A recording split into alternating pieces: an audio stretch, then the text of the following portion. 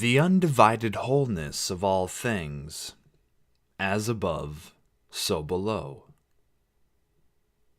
Most mind-boggling of all are David Bohm's fully developed ideas about wholeness, because everything in the cosmos is made out of the seamless holographic fabric of the implicate order. He believes it is as meaningless to view the universe as composed of parts as it is to view the different geysers in a fountain as separate from the water out of which they flow. An electron is not an elementary particle. It is just a name given to a certain aspect of the Holomovement. Dividing reality up into parts and then naming those parts is always arbitrary, a product of convention, because subatomic particles and everything else in the universe are no more separate from one another than different patterns in an ornate carpet. So for this video, we will be exploring some micro and macroscopic images. Hopefully these images give us perspective and help us visualize as above, so below. One day, a picture showed up on Paul Kelly's door. Kelly, a biologist at Salem State University, thought it was an image of calcified bone material taken by his office mate using a scanning electron microscope, a device that creates images at the atomic scale. It turned out to be a photo, not of something very small, but of something very big, sand dunes in the Sahara, taken by satellites. It belonged to Stephen Young, a geographer who worked a few floors away, and who had noticed that Kelly's microscopic images sometimes exhibited the same patterns as his own macroscopic ones. So what you're looking at here is a skeleton of a coral taken with a scanning electron microscope. This is a polished mineral surface taken with a scanning electron microscope. And this is a radar image of the St. Louis, Missouri area. This is the wing of a green darner dragonfly, taken with a scanning electron microscope. This is a digital photograph from the International Space Station of Agriculture in Australia. You are looking at the skin of a leopard frog, taken with a colorized scanning electron microscope. Here you are looking at dune patterns in Algeria. This image is provided by the International Space Station. Now this image is a Landsat image of the Yukon Territories in Canada.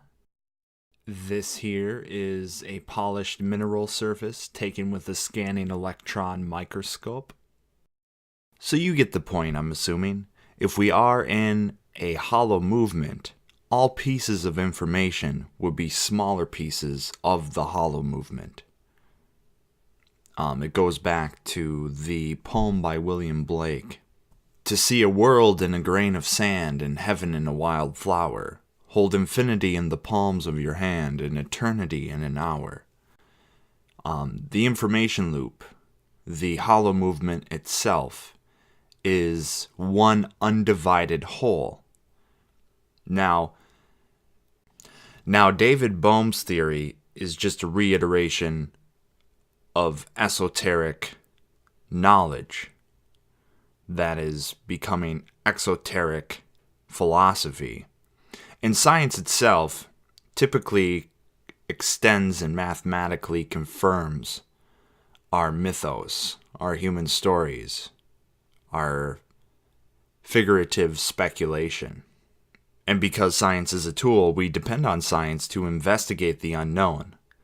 Yet everything we investigate is through the lens of our human bias, or the extension of our human cognition.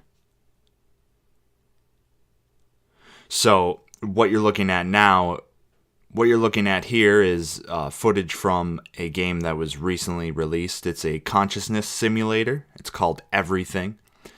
And it's a wonderful game.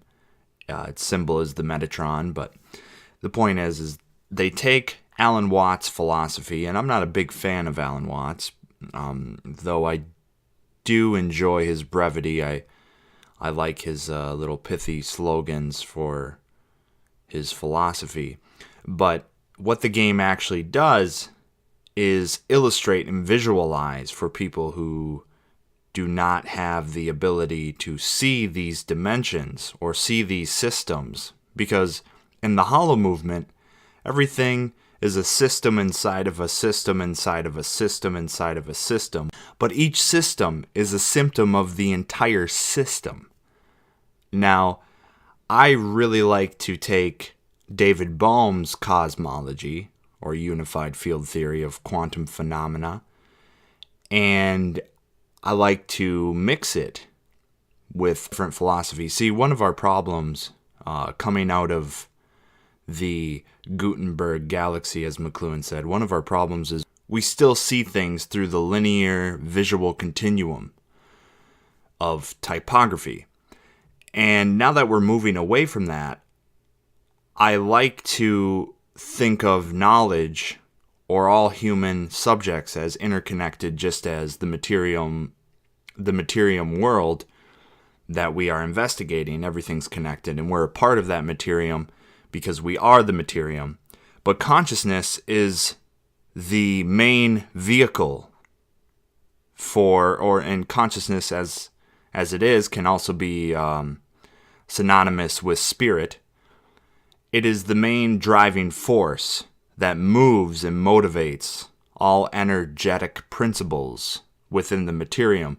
So it's a medium of interaction with the material world. Now, I really enjoy taking David Bohm's cosmology and mixing it with McLuhan's cosmology, because if everything is an undivided whole, well, as things relate to one another, because it's all about perspective, where you are in the Holomovement. You are a working part of the whole. But it's all about the relative translation of the information through your consciousness, through your awareness.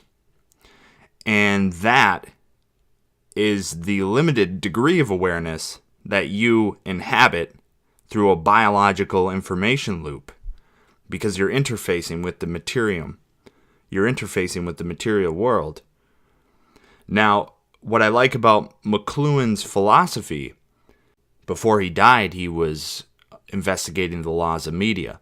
I like to take this horizontal approach where everything's connected. Instead of vertical pillars of compartmentalized knowledge, I like to approach all human knowledge from a horizontal plane of experience. And or maybe actually a holographic sphere of experience. I don't think horizontal, that seems like a one or two dimensional plane of thought. It's more of a 360 degree sphere of human knowledge, and you can enter that sphere from any place in orbit. And the place is in orbit if you're a satellite going around this sphere as a metaphor. Each satellite is a subject, but all the satellites are actually beaming and extracting and engaged in an information loop with the sphere of human knowledge. So what I'm saying is, I like to take each cosmology and mix them all up. Not mix them all up to confuse myself, but mix them all up to elucidate a new unified theory. Now, if you take McLuhan's "the medium is the message" and you apply it to the undivided whole, what you get is all information in the undivided whole, or the Holomovement, obtains its physical characteristics or externalized expression through the interaction of its media. So it's a continuous interplay between all things that are connected, but are statistically independent according to the media they engage. So, for instance, the rock is shaped by the river flowing, but the rock is the river, and the river is the rock. But they are statistically independent. And before I go back to what David Bohm was saying, I wanted to read a few things. Being is multidimensional and environmental, and emits no point of view. As with any ground, being cannot be perceived directly. It has to be seen by side effects.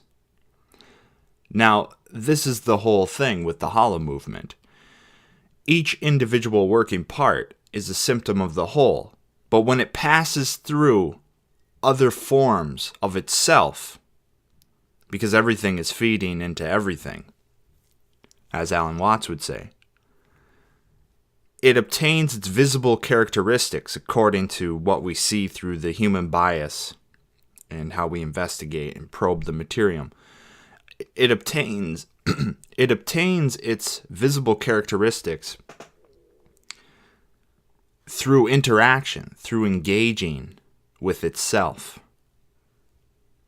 So that's why being cannot be perceived directly. It has to be seen by side effects. If you take everything out of the world and you are left with one single datum point, the data disappears because the datum point, through its interface, through its engagement, the datum point through its engagement creates the data as a collision of information.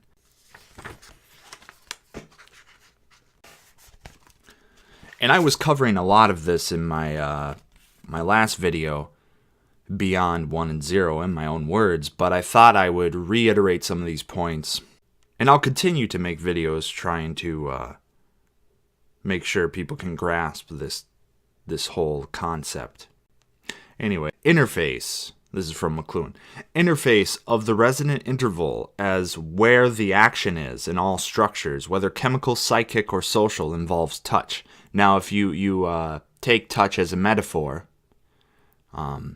because, as Alan Tate would say, a man's reach must exceed his grasp, or what is a metaphor? Touch as the resonant interval or frontier of change and process is indispensable to the study of structures. It involves also the idea of play, as in the action of the interval between wheel and axle, as the basis of human communication. Since Electric Man lives in a world of simultaneous information, he finds himself increasingly excluded from his traditional visual world, in which space and reason seem to be uniform, connected, and stable. Instead, Western, visual and left hemisphere man, now finds himself habitually relating to information structures that are simultaneous, discontinuous, and dynamic.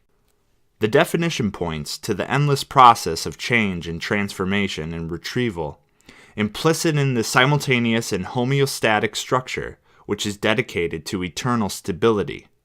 Much of the confusion of our present age stems naturally from the divergent experience of Western literate man, on the one hand, and his new surround of simultaneous or acoustic knowledge, on the other.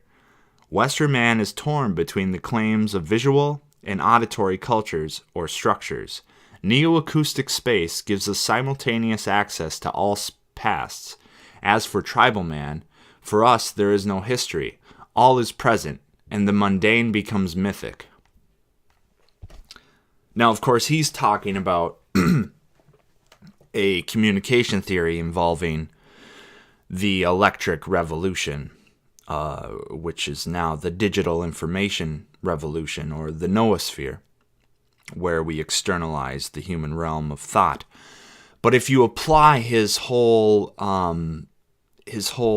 concept, if you apply his concept to the undivided whole in a physical approach of the interface or the interplay that we can see with our own consciousness, that interplay is a resonant interval.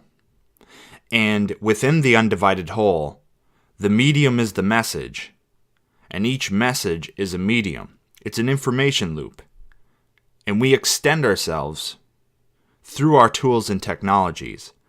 But our tools and technologies are ultimately a convention of human cognition.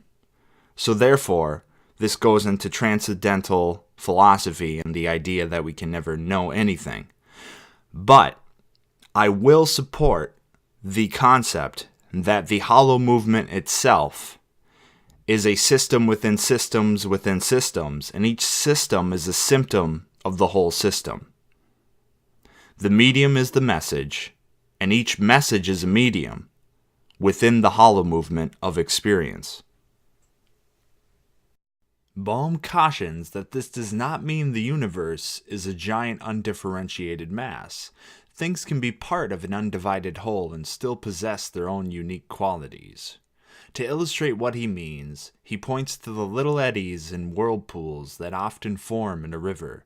At a glance, such eddies appear to be separate things and possess many individual characteristics, such as size, rate, and direction of rotation, etc. But careful scrutiny reveals that it is impossible to determine where any given whirlpool ends and the river begins. Thus, Bohm is not suggesting that the differences between things is meaningless. He merely wants us to be aware constantly that dividing various aspects of the Holomovement into things is always an abstraction, a way of making those aspects stand out in our perception by our way of thinking. In attempts to correct this, instead of calling different aspects of the Holomovement things, he prefers to call them relatively independent subtotalities. Indeed, Bohm believes that our almost universal tendency to fragment the world and ignore the dynamic interconnectedness of all things is responsible for many of our problems, not only in science, but in our lives, in our society as well. For instance, we believe we can extract the valuable parts of the earth without affecting the whole. We believe it is possible to treat parts of our body and not be concerned with the whole.